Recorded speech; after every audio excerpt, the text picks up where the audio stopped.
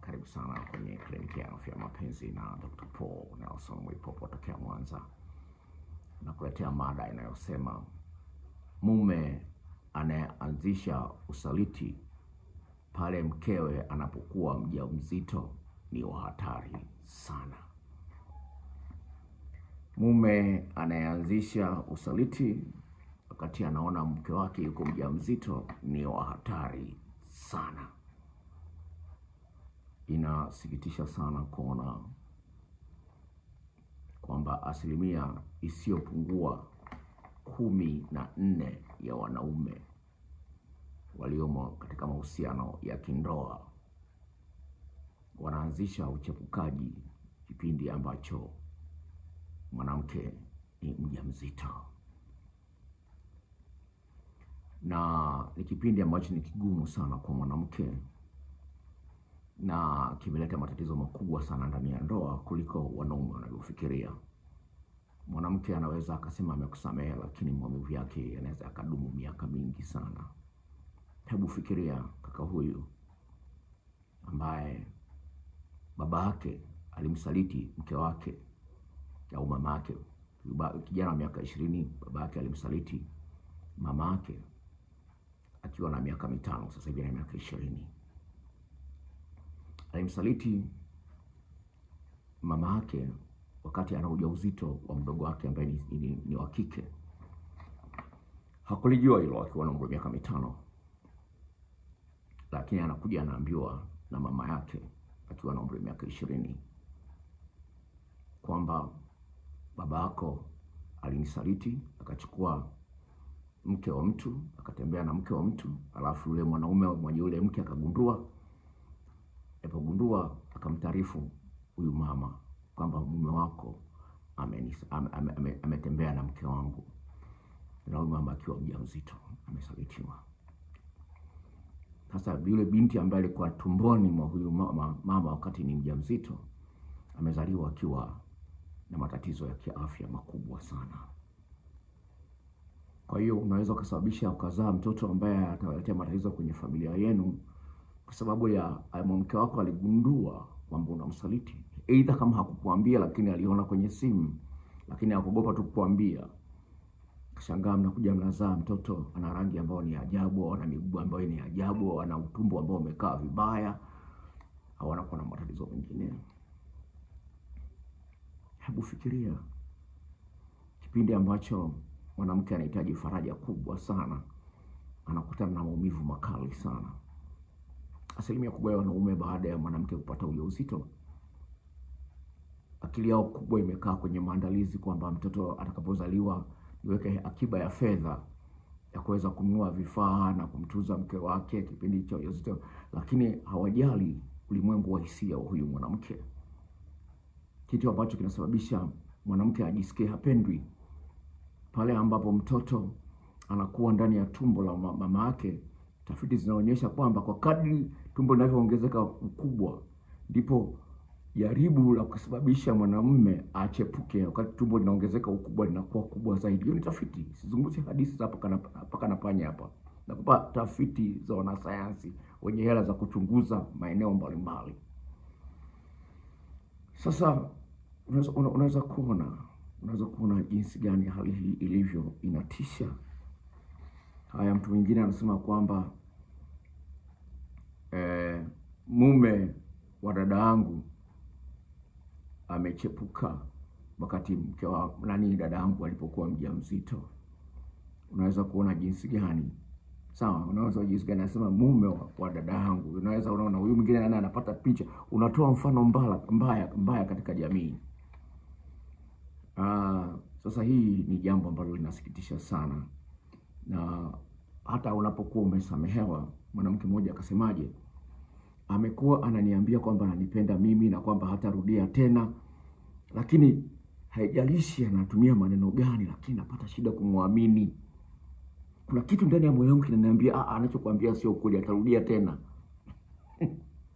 Hasa akiona amekupigia simu hujapokea simu kwa wakati, akiona umepunguza kumtumia message kama zamani, anajua amesharudia tu. Sasa nifanyeje? Jamani, ndio ndoa. Nimeambiwa kwenye send off nivumilie. unavumilia kitu ambacho unahakika kwamba kitabadilika. Sasa hii hali inatisha sana, inatisha sana. Ni jambo ambalo mwanamke anapata shida sana kulisahau. Na mtaalamu huyu aliyefanya tafiti hizo anasema hivi: kama mwanaume hayuko tayari kwenda kwa muda mrefu bila kufanya tendo la ndoa wakati mke wake ni mjamzito na anapokuwa amejifungua anatakiwa apumzike wiki 6, huyo hastahili kuoa. Narudia statement ya huyu mtafiti. Anasema hivi: kama mwanaume hayuko tayari kukaa muda mrefu bila kufanya tendo la ndoa pale mke wake anapokuwa yuko mjamzito na anapojifungua anatakiwa apumzike wiki 6 bila kufanya tendo la ndoa, alafu huyu mwanaume anajiona kwamba mimi siwezi kuvumilia zaidi ya miezi 2, huyo hastahili kuoa. Sawa? Alafu akasema hivi: kama huwezi kuvumilia mabadiliko ambayo yanatokea kwenye mwili wa mwanamke baada ya kujifungua, mabadiliko yanatokea kwenye mwili wake kuanzia ujauzito, tumbo linavimba mpaka linapungua kutokana na amejifungua. Anasema kama huwezi kuvumilia mabadiliko yatakayotokea kwenye mwili wa mke wako, usioe. Usije kumtesa mtoto wa watu. Haipendezi sana. Sio unaanza kusema mwanamke wangu alikuwa na ladha nzuri kabla ya kujifungua, sasa hivi ladha yake imebadilika. Kuna kliniki ya afya mapenzi inaweza kuwasaidia. Nimesuluhisha ndoa. Ninachozungumza sasa hivi ndio natumiwa message na mwanaume, ananiambia daktari, nakushukuru sana, umesuluhisha ndoa yangu. Yule ni mwanaume ambaye alichepuka wakati mke wake ni mjamzito. Amenitumia message jioni ya leo, ndio imenitia nguvu kidogo kuleta mada hii hapa. Kama anasema nakushukuru sana daktari, mkondo yangu. Nakushukuru sana daktari. Mwanamke alishafikia hatua kwa kutafuta mwanaume mwingine. Alikuwa ameshafikia hatua ya kutafuta mwanaume mwingine. Nimechati naye ambaye nikamwambia ile nimeniumiza sana kwa sababu wewe dada ni mzuri, umesoma, alafu umejitahidi kuwa mwaminifu, alafu unasema unataka kuachana na huyo mwanaume na tayari unasema kwamba umeshaanza kuwa na hisia na mwanaume mwingine. Nikamuuliza kwa nini una hisia na mwanaume mwingine? Sema anakuonyesha anajali sana. Nikamwambia hiyo njia sio nzuri. Nikamwambia ongea vizuri na mwenzio. Ameongea jioni ya leo. Sawa, sasa hivi ni saa 1:26. Kama kwenye saa 12:30 hivi ndio nimepata message ya kaka. Ananishukuru sana. Ananiambia umeokoa ndoa yangu. Kaka ni handsome. Ni handsome kupita kiasi kutokana na maelezo ya huyu dada. Ni handsome kweli. Sawa, lakini alikosea. Na mbaya zaidi, baada ya kufumaniwa, anasemaje huyu dada aliniforce. Nikamwambia hivi, alikuforce, alikushikilia bunduki. Alikushikia bunduki ndio ukasema nimekuforce wewe mwanaume mzima, unasema dada aliniforce nikufanya naye mapenzi. Alikushikia bunduki. Jamaa pasa wewe mpole. Unaweza kuona jinsi gani kaka na mtumia message anambia daktari, kwa mara ya kwanza toka nimemsaliti mke wangu, leo ndio nimeona tabasamu lake lilivyokuwa zuri. Leo tabasamu nzuri nimeliona leo. Kwa unaweza kuona jinsi gani ilivyo, yaani mtu anakaa na uchungu. Alafu umekutwa na message chafu. Alafu unajitetea, unaona kama vile mwanamke naye amekosea hata kukuambia kwamba kwa nini unamtongoza huyu dada. Unaweza kuona jinsi gani ilivyo. Sasa basi, katika hayo yote ambayo nimeongea, niweka angalizo vile hapa. Nimetaka kutoa onyo kwa wanaume kwamba unachofanya sio kizuri sana, kwa kuleta matatizo makubwa sana. Iza kwa mtoto atakayezaliwa au kwa mke wako kupata matatizo makubwa sana. Sio kwamba hakuna wanawake ambao wanasaliti na wenyewe wakiwa wajawazito, wapo na wenyewe. Kuna mwanamke ni mjamzito lakini anachepuka.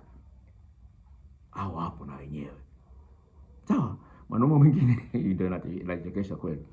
Anasema huyu mwanaume mwingine kamsaliti mke wake akiwa mjamzito, alafu alipokamatwa anasemaje? Nilikuwa sina uhakika kwamba hiyo mimba ni yangu. Nilikuwa sina uhakika kama hiyo mimba ni yangu, nikaona tu jinchafua. Unaweza kuona yani kuna majibu ya kijinga kweli wanatoa wanaume wengine baada ya kukamatwa kwamba wamezini wakati mke wao ni mjamzito. Sasa angalizo kwa wanawake ambao wanaangalia video hii ni kwamba kama hujui njia sahihi za kumnogesha mume wako mpaka anafika kileleni anapiga kelele na miguno mikubwa, unatengeneza deni ambalo utalilipa utakapokuwa mjamzito. Naomba unisikilize hapo tena. Kama hujitahidi kumpa mapenzi moto moto kabambe wakati sio mjamzito, utalilipa hilo deni wakati uko kwenye ujauzito. Kwa maneno mengine ni kwamba lazima ujue kwamba mwanaume ana maeneo 14 katika mwili wake ambayo yana miisho mingi ya mishipa ya fahamu. Kwa Kiingereza wanaita erogenous zones.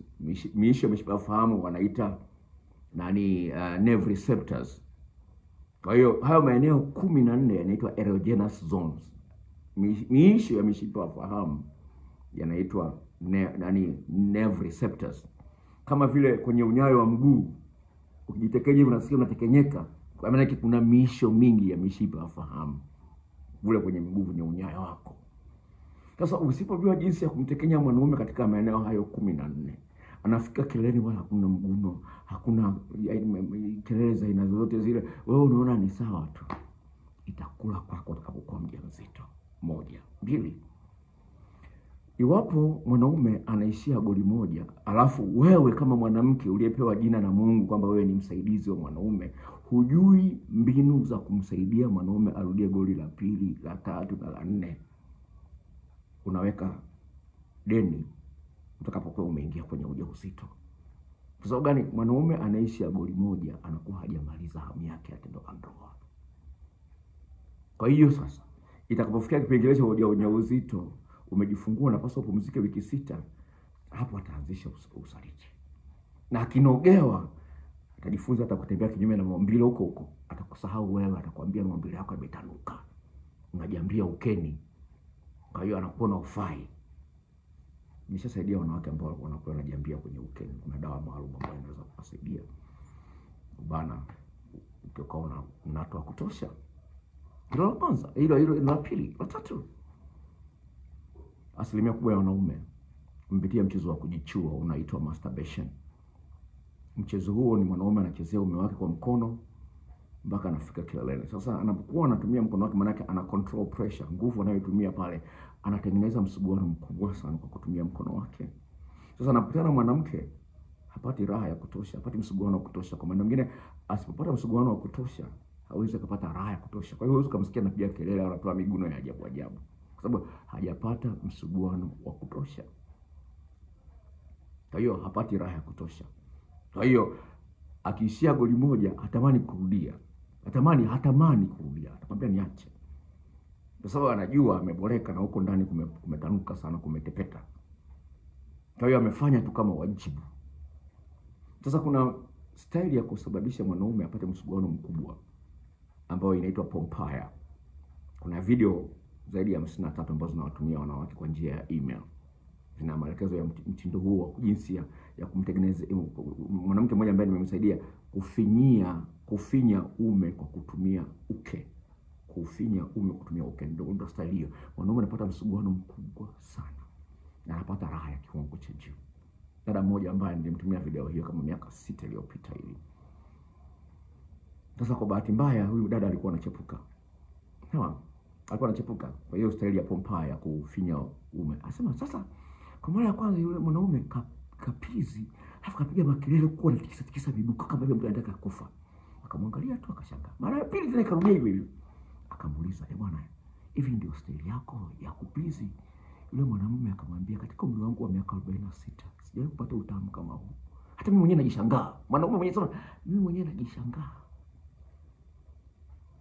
Unaweza kuona. Kwa hiyo kuna vitu ambavyo mume wako hajakutana navyo. Akikutana navyo wakati wako mjamzito, utaisoma namba.